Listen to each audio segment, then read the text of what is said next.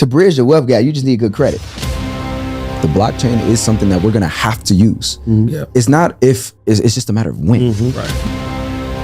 I built a business and I didn't even show my face. I was making $40K a month before I even showed my face. There's no shortage of content on the internet right now that about your success as an investor, as a trader, right? You have a phenomenal community that you built. So we won't get into specifics of like how you invest. What I'm more interested in is how you built your brand and a thriving community around investing, because there's so many people out there, they didn't last, right? The people, like, pandemic came, people ran it up, had their communities, their discords, but they're not really still around, right? Exactly. But you created, beyond creating or talking about trading and investing, you created a community, a thriving community. I want to talk a little bit about that. How'd you build that? It's one thing to sell like a one-time product, right? But it's a lot of things. Yeah. I know the world. The Army taught me how to build a successful community. Let's talk about that, man. Because how many people you got in your community in the Honey Drip? 27,000. 27,000, and they're all like monthly recurring people. But a third of them are, or like a fourth of them are subscribers. Okay, so probably like 10,000 subscribers. Got it, bro. That's 10,000. 10,000 subscribers. And what's your community membership like price point? 125 and 200 and 250. Yep. So I don't have a cheap. Let's talk about that. What? Let's get into the that. sauce there. All right, let's get into that. How'd you build that? Results. Staying at it every day. I never took a break from it. Okay. Meaning, like, I just started recently, like, even then I don't take breaks. Yeah. But I just started recently, like, taking, like, time for myself. I put my everything into that community. Gotcha. All my attention, everything I could. Secrets such as getting the right guys in. See, here's another thing. The Army taught me how to lead men. So a lot of people, the reason why they can't build a community is because they don't realize that you're actually a war general. And they're trying to follow you through war. So I led my shit like I'm a general, not like a influencer. Gotcha. I applied military instinct. Gotcha. So I know things that most people don't know because I experienced something they didn't. So the military is nothing but psychologically making a lot of men think one way. So they put us through basic training. So I'm gonna put you through basic training. Then they put you through AIT, that's my live trading. Now you come watch me. So I said, I got to see, one dude told me yesterday, he said, it's a lot of people who got the front end. They know how to advertise, they know how to market, but they back end, they product is ass. That was you, right? Yeah, that was you. Yeah. And then, I was high and drunk at the party. So, you know what I'm saying? I was like, you know how you pick up some shit. And then he was like, but you got the front end and the back end. I focused a lot on the back end. Gotcha. But also leadership, your employees matter. So I chose the right employees, but I did something most black men were afraid to do at that time: work with other races. I diversified my product. So now I'm not just a black investor. I knew that diversification was needed in my business. So that was also a secret thing that I never shared. Gotcha. I got an Indian guy, got a white guy, I got an African guy, I got me. But I'm a real nigga though.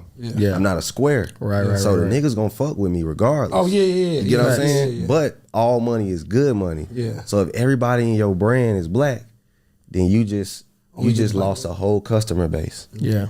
You get what I'm saying?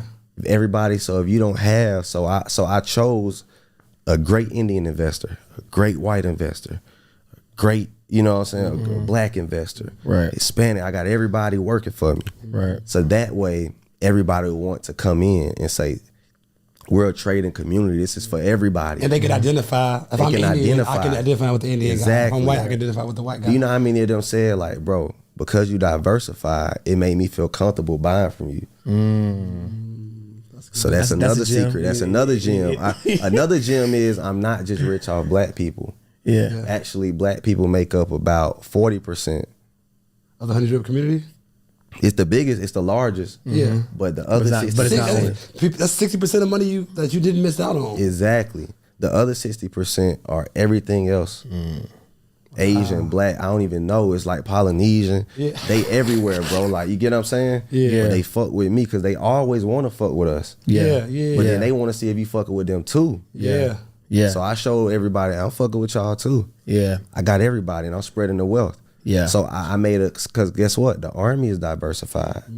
That's true. So I learned that. Bro, I was like, the Army like really sets you up, bro. Like the lessons you took from the Army, bro. That's crazy. Because the Army is a diversified business. You know, like anybody can join, black, white, Indian. So everybody feels like family. So I was like, I got to run my shit like the Army. The Army is a diversified business. So I can't just say this is black owned. I never sported my shit as black. Right. Because black people aren't the only people with money. Yeah. So that's another secret sauce. So people like, why are you so lit? It's because I get world buyers. You get what I'm saying? Like I got a lot of white men. A lot of people don't care. You know what I'm saying? So I always tell people, diversify your brand because it will make you world money. Does Apple say, hey, I'm just gonna sell this to black people? Nope. I'm just gonna sell it. So I'm taking and the stock market, it taught me how to run my business too. So because I gotta pay attention to companies, their profits, their quarterly profits. I look at their balance sheets. Yep. I look at, oh yeah, we got investors, so you know what's going on. I'm looking at your PE ratio. I'm looking at your margins. Right. How much net, how much you gross, the revenue you gross, how much you actually took home after everything. Cash on hand. Cash. Is the business consistently growing year over year? Year over year. Boom. Year over year profits. Cash flow. Yep. I need to see if you are cash flow positive. Yep. Because without cash flow, so you get what I'm saying? So I run my business like the stock market. I tell people all the time, like that's one of the best things that did for my business, like looking at publicly traded companies, right, at the biggest level, seeing how they run their business, and then being able to see the trends and like, okay, that's why they fail. They're always acquiring. Right. Always acquiring. So I did that with my business. I'll acquire a person and I'll turn them up.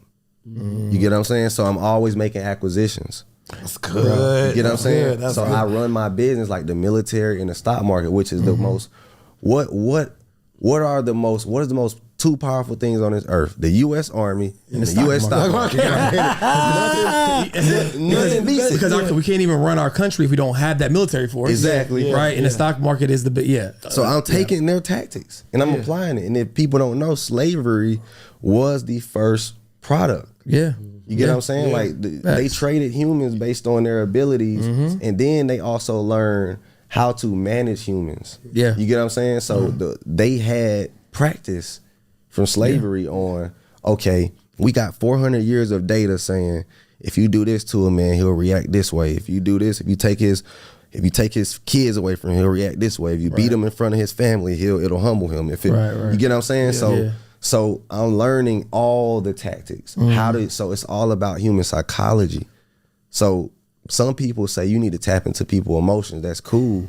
But I want to build my brand off like real recognized real. If you a real person, you gonna fuck with my brand. Facts. If you fake, you gonna cause you know how it go, like they just don't understand. What's up, family? If it's one thing that I know is true, is that you can survive without community, but you can't thrive without community. And in order to build true community, you have to get in the right room with the right people. And so we wanted to create that room especially for you. This is why we have Wealth Weekend. This is gonna be a weekend experience where you're gonna get amazing education, amazing experiences, and amazing entertainment all in one weekend so you can become that first generation millionaire in your family. Because one thing I stand on is generational curses ran in my family until they ran into me. So my question is, are you gonna be that curse breaker for your family? And if you want to, you need to join Wealth Weekend. So click the link below and we'll see you there. Now let's get back to the episode. So I wanted all the real around because I felt like there's still a population. It's called, you remember when Trump was running, they called them a silent majority? Yeah. I knew there was a silent majority and I knew what they wanted. And I supplied it to them. See, everybody like to market to the open, the obvious. Stupid. My obvious. Yeah. I'm looking for the real. Nah, that's and I market to them. I know what they want. I know how they think. All that. Well, let's get into that a little bit, because we talked about how you built a community and how you understood how to do that. Mm-hmm. Where did the marketing genius come from, right? Because barbering. I had to figure out how to get clientele from barbering. Okay. So how I grew my clientele from barbering, I was in the military, and when I got out of AIT, I had to get stationed somewhere else. I got a clientele of 0. Gotcha. So how the hell do I build that up again? Right. So I'm always quick on my toes. I see these Facebook yard sale pages, these local yard sale. I don't know if y'all ever seen those before. Yeah. Wherever you live, you can go to the local yard sale pages. I start posting my pictures of my haircuts, my best haircuts from AIT. And saying, hey, I'm new in town, book me, it's only $10. Yeah. I even raised my price. It was $5 at AIT. Now it's 10 when I moved I gotta start new. Why not? You know what I'm saying? They don't know the old price. Right. So I go $10. Then I go, $15 for the pull up. I only needed $5 for gas. Right. So boom. Gone. I'm talking about, like, I did that a few times. Now I got then it got to a point I had to slow down on the advertising. Yeah. Because you can only cut so many heads. Mm-hmm. So I'm talking about like a clientele to the point where it's infinite, and then word of mouth. So I'm like, okay, how do I put out this message to people? So I'm gonna tell you, I always tell people the truth, since we just being transparent. Mm-hmm. It was this bot that came out. It don't exist no more. What it would do, it would unfollow and follow. Oh, I remember that. 5,000 people a day. But you can't do that today. Yeah. But this was back in early 2018. Yeah. So I set up this bot that, like, if you commented under an investment page, it'll follow you. So I'm only getting people who's interested in investing. Right. Yeah. And because your content is actually good, they want to stay. Boom. Yeah. Right. That's the part people forget. Yeah, you get that part. Use all the tactics and strategies. You get them to your page. But you gotta look presentable. Yeah. So don't get me wrong. I'm posting that good content. Yeah. People didn't even know I was black, because I was posting meme type content first. So if you scroll all the way down, it's gonna take you a while. Yeah. Because you're gonna see it's all meme content that I made straight from Canva from my phone while I'm in the Army. I literally used to take me an hour and a half to make each of them 2 hours. So I got a trade in the morning, then all night I'm making meme contents, right? And then I got this bot running this thing for me. So my first 8,000 followers, my first fan base was straight all people who was interested in investing. So that's all you need. It's just that core following, and then your engagement from every post gonna be good, because that's what they care about. Right. But you gotta think, the reason my engagement is so good too is because I actually have an organic fan base. I never ever bought followers. Because it'll fuck up your analytics when you do that. It looks good, but then when you post, and people see that you only get this amount of likes and comments, they're like, whoa, okay. So I never wanted my page to look like that. So I went all organic. So everybody on there has been to some point journey of my life, and I made sure that you see the realness in everything. Like, but that content, when they come to my shit, they see raw. So they didn't even know I was black at first. That's another secret too. I built a business and I didn't even show my face. I made my first I was making $40K a month before I even showed my face. What's up, family? Are you ready to make more in 2024? I'm talking make more money, pay less taxes, and get access to more capital. If so, I want you to join our 100% free masterclass, where we're gonna be teaching you all of these strategies so you can keep more money in your pocket and you can make your money make money for you. So if you wanna be a part of this amazing free class, all you have to do is click the link below and save your spot. The problem is we only have 50 seats. So I will pause this episode, go register, and come back to it after so that you can save your seat for this masterclass. Other than that, I'll see you inside the class. Let's get back to the episode. Like, AI won't replace people. People that know how to use AI will replace people. Exactly. So like AI, it won't replace you if you learn how to use it, right? So I think it's so vital what you're doing, because you're teaching people how to steer the car and not just let it go out, go off road. So I want to commend you for that. And also, like, what can you first tell somebody who's scared of AI to get them to like want to start adapting it? I've realized that a lot of people, when they usually fear something, is because they don't know anything about it. Exactly. And you will actually, if you, and I promise y'all, like, man, like I really try to get on these podcasts and really try to like figure out what can I say to like sink in somebody's brain, and, like plant the seed.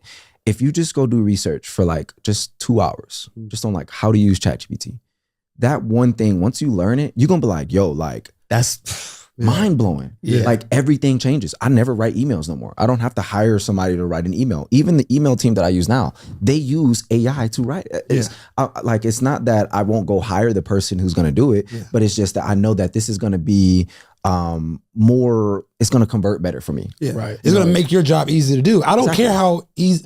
I don't care how long it takes you to get your job done. Just get the job done right. Yes. Right. You know what I'm saying? And be able to exponentially increase the output, right? Because before you might be able to charge me $1,000 for 10 emails, like, bro, that's dead, right? That's you know what I'm saying? Now, I'll still hire you to manage it, right? But I'm not paying you $1,000 for 10 emails. Absolutely. And I think people who are working 9 to 5s, or if you have your own business, it's a way of lessening the amount of work, increasing your ROI for your business, because when you work for somebody or something like that, your end goal is to, and their end goal for hiring you is to increase their overall bottom line. Right. And I think the faster we understand that we can increase our own bottom line by utilizing these things, and I don't mean just by money, I mean by your level of knowledge. If you learn how to ask the right questions, and that's one of my favorite parts about AI is it's all reverse engineering. We are in the, like right now in today's society, we're always forward thinking, but we never look at like, okay, well, this was the solution, but how did they even get there? We never look at the steps before they even got to this solution.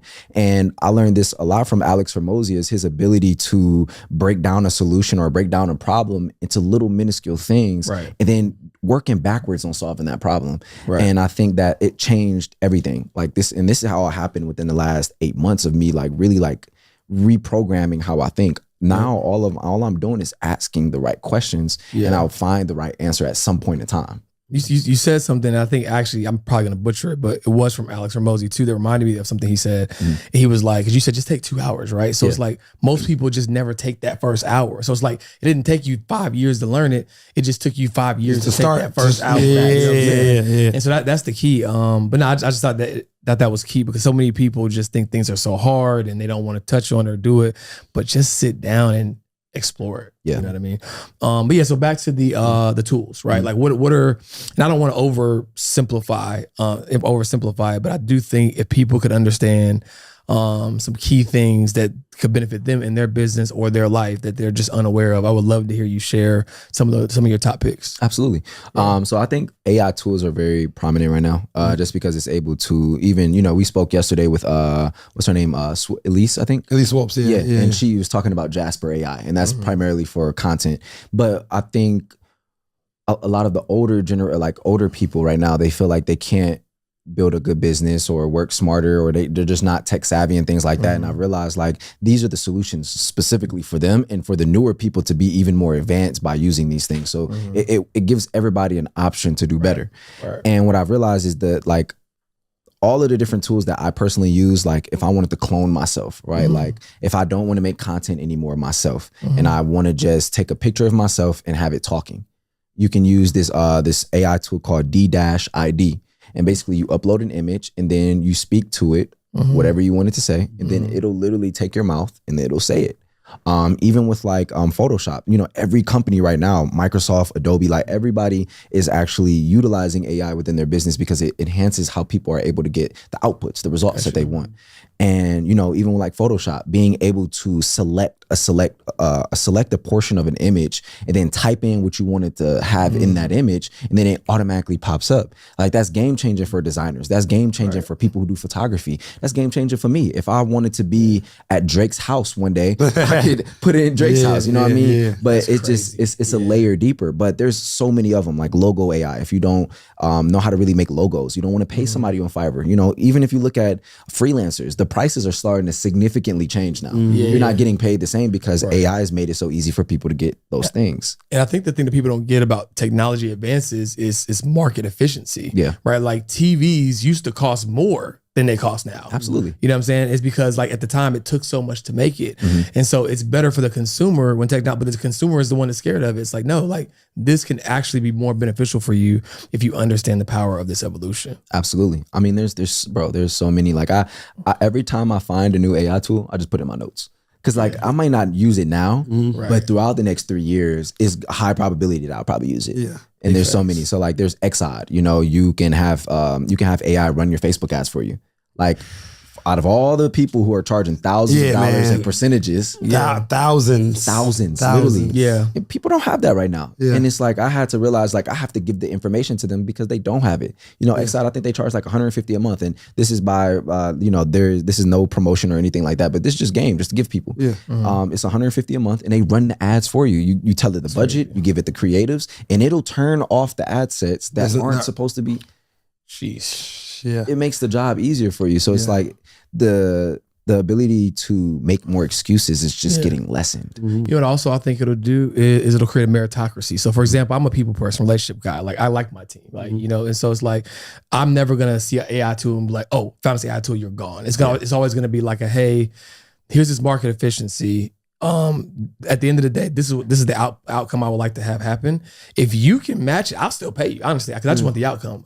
For me, it's not that much about profitability unless it's like killing my bottom line, right? So I'll give you a chance to match the outcome or leverage it to improve our business. But if you can't, like it would be crazy. Like it'd be crazy of me to not consider using AI, right? Yeah. And so I think just giving people opportunity to improve their skills or understand how to leverage AI so that it can be a win-win for everybody. Because at the end of the day, as business owners, we just want to be more profitable. We want to increase our bottom line. We don't want to fire or cut people, but it just has to make sense. Yeah.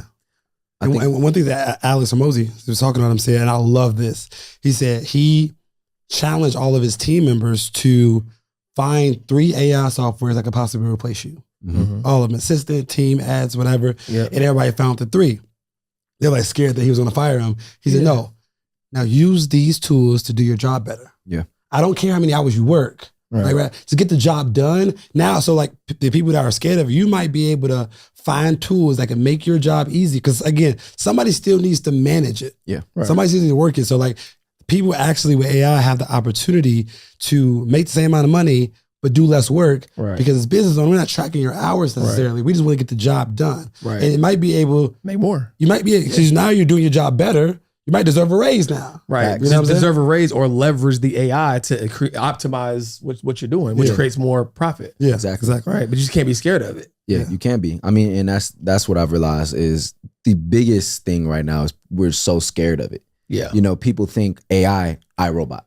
And as funny as it sounds, and you know, it sounds really funny when you say it. We ain't that far away from it. But we really not that far away. You know, you got to really start looking at the ethical standpoints of this when you start really doing research outside of bottom lines and all of that stuff, and you start looking at things from like a ethical standpoint. Right. It's like, you know, what do you do if somebody ends up creating a fake video with Joe Biden saying we're going to war with Russia, and then that gets over there, and then they take it, seriously. And they we are cool. We gonna hit first. Yeah, right. Start whole wars. It's the same thing with the stock market. You know, they took an image. Oh yeah, I saw that. Like they took an image and it was like, I think it was a plane. Like crashed into the Pentagon or something like that. Yeah, it crashed into the Pentagon. The market dropped. I think it was like, I can't remember exactly what. I think it was 3-4%, and it was like something like that. Yeah, yeah, it was like off of an image on Twitter. But the problem is media. You know, media controls a lot of the narratives. So when they take an image and they don't do no back research because they just want to instill fear in you. Yeah. So when they just throw it up there, you're scared. Now the market's scared, and you know what they say: when you fear, you sell. Right? So it's just common things that we just got to be looking at. Like, whoa. Yeah, I think every new technology creates a new problem that has to be solved. But the rate at which technology accelerates, we have to figure out how to speed up the solution, right? So when the car was first invented, it took them 75 years to invent the seatbelt, right? We can't do that now with the internet. We can't wait 75 years or even 7 years sometimes.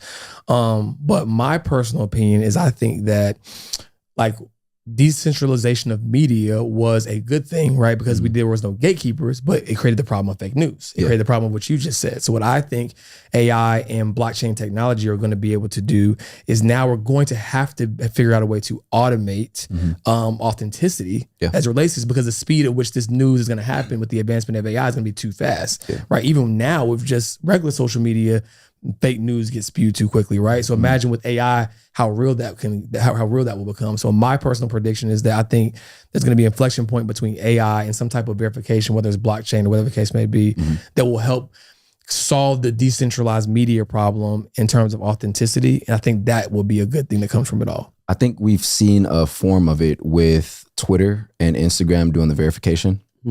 Because there were so many fake pages. And that's just one layer of it. But I do think, again, blockchain is so and this is why I give a lot of credit to 19 Keys for really being that forward thinker, really getting people hip to these things in our communities a lot faster and really just being a thought leader. After doing a lot of research myself, the blockchain is something that we're going to have to use. It's not if, it's just a matter of when, right? You know, and like what you do with the dollar, I don't even feel comfortable keeping a whole bunch of money in the bank. You know, right now, I think it's in Canada right now, they won't even let you take out more than $1,000 of your own money. So at that point, what do you do? Right. It's crazy. You have to transfer it somewhere. And that's why cryptocurrency is so important, is because not because you can trade it and do all of those things. No, it's because you have ownership of whatever you've been able to produce. Right. So if you sell a company, not only are you going to get, not only is it going to be put on the blockchain, and then it can be authenticated, right? But on top of that, right, you have the information there. You can go back and backdate it to this one thing. But on top of that, it's just like you have ownership of what you own. And it's like right now, you think you own $100,000, but you can't go take 100,000 out. Right. And Julian just posted something about that. He had to go like 3 or 4 different banks to get his money. Yeah, it's crazy. Sick. I mean, and then you gotta think like, and this is the crazy part. You know, I talked to it with a couple other financial people, and they were saying like, okay, well, what do you do when they make their own coin?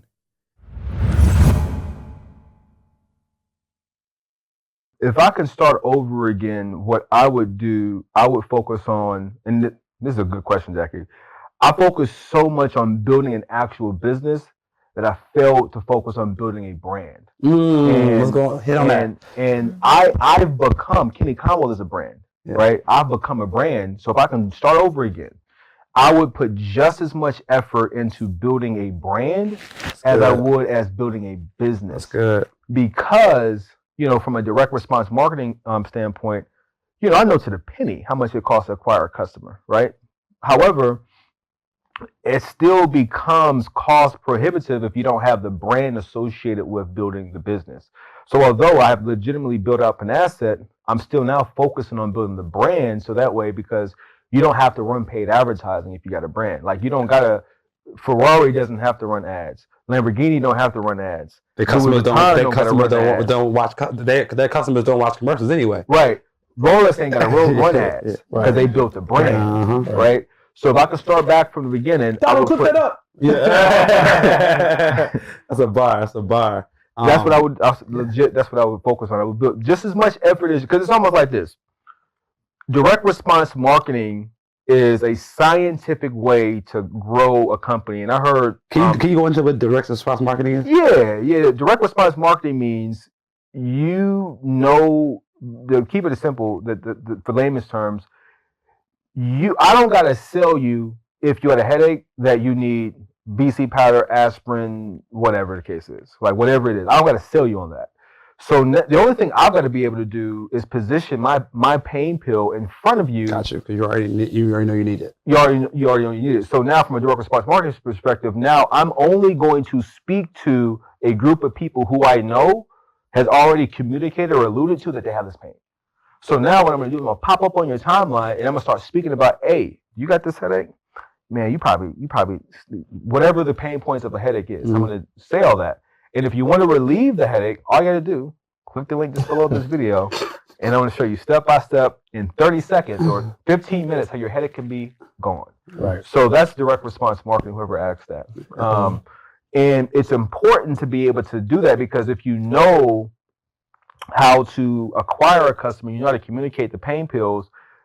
I think most entrepreneurs start off in business, George said this, is they try to force feed what they believe the person should have, as opposed to listening to what the market is saying and then providing them the pain pill. And then once they have the pain pill, I got these vitamins for sale too. Right. So now what happens is that because you relieve their pain, they're going to be 10 times more likely to buy the vitamins from you because you've already demonstrated and proven that your pain pill will solve their pain. Right. So if we couple that back to what your original question was, which what I would focus on a lot more, it would be still the branding aspect of that coupled with the direct response marketing aspect. And Alex Hormozier, if I'm saying his name correctly, he said this, and it was so crazy. He now, if you guys look, he started to focus on building his personal brand. Right. Yeah. Even though he had made I would say close to 100 million. Yeah. Doing over 100 million, doing straight up direct response marketing. But he now doesn't even have to do any of that stuff because his brand presence is so massive. He just dropped something out, and it's just equity. Yeah, right? Brand equity. He made an Instagram post about how Kylie Jenner became a billionaire before him. He had to humble himself and say she's smarter than me in some aspects of business, and one of those aspects was building a brand. Right. So he did that. He had a conversation with Grant Cardone, which he paid $100,000 for, and Grant simply told him you need to post more. If if people don't see you, if they don't know you, they can't follow you. So now he's spending upwards of $40,000 a month on content creation because it's important to build your brand. To your point, when your brand is strong, your cost per lead goes down. Right. When your brand is strong, that cost per client acquisition comes down because they already kind of know you. Right. And now they're gonna click on your ad. It goes back to the know, like, trust formula. So for me, when I look at entrepreneurs in general, no matter what business you want to start or what you want to go into, so here's the deal. Most business fail within the first 2 years. And when we say most business, really mean like 33% of business fail in the first 2 years because they either have no guidance and no mentorship or they have lack of capital. So now here's the thing that I realized with that. So if you got a mentor that can give you guidance and information, but you don't have any money to go execute on it, you're still stuck. Right? So I realized that I don't care if you want to do Airbnb, I don't care if you want to do real estate, I don't care what you are looking to get into and what you want to do. You're going to need some money at some point in time to execute on that idea, that goal, or that dream. Right. Like even people in real estate, they have debt, but that's good debt. But everybody, I would personally think that, y'all let me know if I'm right or wrong, I think that the wealthiest people in the world is people that own real estate. Well, that's a fact. That's a fact, right? I think 90% of the wealthy people in the world. So then let's look at that. They became wealthy off of leveraging debt. They went to the bank and said, give me money, and I'm going to take this money and I'm going to go buy real estate, which didn't become an asset because, yes, I have a mortgage on this building, which is considered debt, but then it's good debt because that debt is bringing you back money. So then you get the money that's coming in and you pay that bill off, but then you still got cash flow that's coming in. So it's like, I realized that, okay, cool. So no matter who I'm talking to, they need me. Like it's not 9 out of 10 people that need me. It's 10 out of 10 people that need me. So if you're looking to go into business, you want to start your business, grow your business, scale your business, you're going to need access to capital. So I said to myself, especially when I knew that this was something that I was passionate about, I said, okay, cool. I'm passionate about it, but also too, and this is for every entrepreneur, you got to think about when you want to go into business, what's going to be around 5 years from now, 10 years from now, like what really has longevity? Like when people ask me like, what made you go into that? Well, first of all, I'm here because I'm not just passionate about it, but like, this is my calling. Like I'm in my purpose. Like I wasn't made to do anything else. So you don't say, oh, well, I'm gonna do credit too. Cause you may quit. Like you said, the first 2 weeks you may say, this is not for me. When I sit up and I do a call and I'm coaching people for 3, 4, 5 hours and I'm up to 1 o'clock in the morning and my wife don't understand how, well, it's easy for me. I'm in my bag. Like I'm helping people go from here to here because I understand if I don't give them the information, I don't get them the plays, then they can't go execute and live the lifestyle that they want to live. So for me, I'm watching, people get access to funding and credit by leveraging personal credit or business credit. I'm watching their lives literally change, and it almost seems like it's overnight. Yes, there is a process to it, but when you look at what's happening, people are becoming different. All off of just having access to capital and then knowing where to go put that money at. Because that was my question. That was my question. I remember we talked about this at the mastermind, a friend of ours felt guilty for teaching people credit and not giving them where to go with it. So how do you feel about that? Like, because we want to help people get credit. But if you have somebody get $100,000 in funding, but we don't give them the guidance on what to do with it, they might go see their friend Louis Vuitton and go have a field day. Man, that's crazy. You know what I'm saying? They might go see their friend Louis Vuitton, Louis V, and have a field day. I mean, it's no surprise why LVMH was one of the fastest growing stocks during the pandemic, because people were taking the money they got and blowing it. Yeah, so that's one thing that I love about what we're doing together. Like, because now that we teach people how to get funding, now we get GA to teach them how to take some of that money and invest it as well, because we understand that, you know, if you give a kid a Ferrari too early, he ain't gonna know what to do with it. You know what I'm saying? So you know what I'll say to that? I feel like an entrepreneur who helps people, let's say, improve and enhance their credit, go get access to capital, they're doing a disservice if they're not giving anybody direction. The reason why I say that is kind of like, if you look at college, it's not that college didn't work for us. It's actually college did work for us. It worked the way that they wanted and they designed it to work for us. Right. So they didn't, before you decide to go out and get student loans and all of that, nobody sat you down at the table and said, listen, what do you like doing? What are you good at? What do you want to go into? What do you want to major in? After this 4 years, what direction do you want to take your life in? Nobody said that. So what people did is they said, I'm going to just do what society told me to do, because it's frowned upon if I don't go to college. So I'm going to go to college. I'm going to take out, I don't care what student loans I got to get, because I can't go back home. If I go back home, they will be like, oh, you a loser. You dropped out. Like, so now what are you going to do? So you don't want to go through that. So you go through college, you take out all this money, and then you graduated, you lost, but you still got all this debt. It's the same thing. If an entrepreneur is telling people to go get access to cash and capital and funding, but not giving you a game plan, it's the same thing. That's crazy. My first time ever thinking about it like that. It's the same thing. There's no difference. So now you got all these people that went to college, like society has told us, and they graduated just to get what we would call a good job. But the problem with that is that you went to college, you learned from a guy that makes $40, $50, $60,000 a year. He can only teach you to where he's at. So he can teach you up to 60 grand. So you graduate trying to figure out, why is it that I'm struggling? I make $60,000 a year, maybe 42 and some change after the tax man hit you.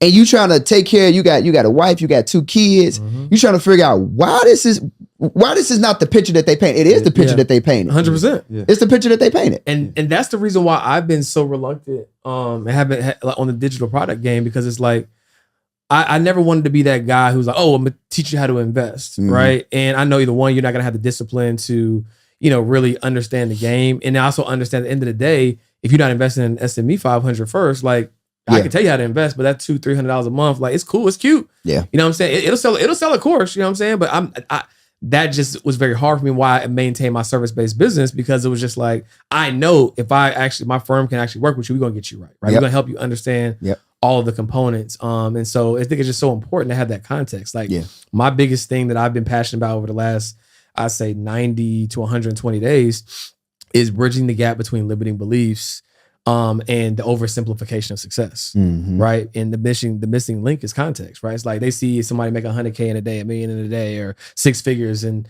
then it's just a person over here who's still in the job and can't barely figure out how to make 50, 60. Of course they're gonna think it's a scam without context, because you're making it seem like it's all bed of roses. You on the beach. They don't know about chat assassins. They don't know about all the things behind the scenes. They don't know about all the sleepless nights that you had to do to build that enterprise, right? You know what I'm saying? And so my whole thing is like, yeah, it is possible, right? But here's the full story, right? And not to overwhelm you in a sense to where you're not willing to start, but at least you have the understanding that why it's possible, and that you can do it too. And so for me, the reason why the investing component of everything is so attractive is because when you think about what I just said about being successful, when it comes to having a successful business, you got to have sales, marketing, operations, right? All sorts of things, good credit, right? But when it comes to investing, all you need is a brokerage account, a little bit of cash, you know what I'm saying? And you can start investing like immediately, right? And that's it's very, very attractive to me, because me now as a new dad, it's like, you know, time, autonomy is most important to me. And so I wanted to like really help people understand like how to dispel like the main myths around building wealth. And I feel like it comes down to like 3 main things, right? It's like, number one, right? Building wealth has nothing to do with age and everything to do with assets. For sure. Right. So the reason why it's important to go get that capital to accelerate your business is because instead of you waiting 40 years to get $1 million in an investment account, you can go get that $1 million today. For sure. Right. You know what I'm saying? If you know what you're doing. And then from there, it's like, okay, well, now that I know it's not about age, it's about assets, well, then The next myth is understanding it ain't about accumulating a bunch of money. It's about cash flow, right? The average person, they just need to look at their lifestyle. How much does it cost me to run my lifestyle? Is it 3, 4, 5, 6, 7, 10 thousand a month? Okay, cool. How can I position my money to where I can get that cash flow so I'm not waiting all this time to try to accumulate this big number? Right. And then last but not least, which is one that I know you resonate with, is being able to tap into leverage, right? To be able to accelerate your journey towards wealth, but whether that's going out and getting outside funding and acquiring assets, or whether it's borrowing against your actual assets that you have to go out and get more assets, because both of them are powerful, right? Because if you learn what Dion can teach, he's like, okay, boom, I can now arbitrage that. I can go invest in this Airbnb. I can invest in this and get the excess cash flow and profit, or you can leverage what I'm talking about and having collateral and assets and being able to borrow against that, right? And so when people can understand those 3 myths, it can radically transform and expedite their journey. So my claim to fame is I help people get to financial independence 3 times faster. And the reason being is because I dispel those 3 myths and I show you how to take those same dollar and invest it 3 times. And if you can't get there 3 times faster doing that, then that's your fault. I don't know what else to tell you, player. Yeah. And I think for me, like once you understand how money works, it's fun. Right. Wow. Like it's fun dealing with money because it's just a game. You're like, oh, they did that. They did that. Oh, that's how it works. Or you mean to tell me I can go borrow money, I can go get a real estate property, I can get cash flow, right, from the real estate property, and then, oh, wait a second, I get to depreciate the property so I don't got to pay taxes on the money that I made from other people's money? Wait a second. I now can go borrow against the value of my property, take out a loan, and that's tax-free too. I can pay you start like, this is a literal game. It's unfair. It's unfair in that people can win. I don't care whether you black, white, green, yellow, brown. Everybody can play this game. Everybody can win this game. Here's my thing though. As a people, we can't win the game if we don't know the rules. Right. Like we would never go step on a basketball court without knowing the rules. We would never go try to play baseball without knowing the rules. But we approach the game of money. We approach the game of credit. We approach the game of investing. We approach the game of taxes every single day without learning the rules of the game. And then we get the nerve to be mad when we losing. Right. Of course you're gonna be losing because you don't know if you're winning or losing because you don't know the rules. Right. So I think that that's why for me, and I think that was why we came together, is just to have a wake up call to our people. Like, yo, we're halfway through the year right now. Right. We are not gonna let the rest of this year go by without making some changes on how we can not just free ourselves, but free our family and free up our money and our freedom by like understanding how money works. Once you solve the money problem, the rest of the problems in life ain't that big of problems anymore. Right. Yeah. You know what I'm saying? Right. At least your head can be above water to be able to make decisions on. Let me get them a secret that's not a secret. Okay. To bridge the wealth gap, you just need good credit. Okay. That's it. That's how I feel. Yeah. Because it's like, let's just be honest, like, what's the one thing that they're not teaching in school? There's not none of what we talking about. Yeah. Credit for sure. They're not talking about credit at all. Yeah. They ain't teaching about taxes. They ain't teaching about investment strategy. They not teaching none of that. So once you can get this figured out, you'll be good. But the foundation is the one thing that nobody is really being taught and talked about is just have a good credit score, bro.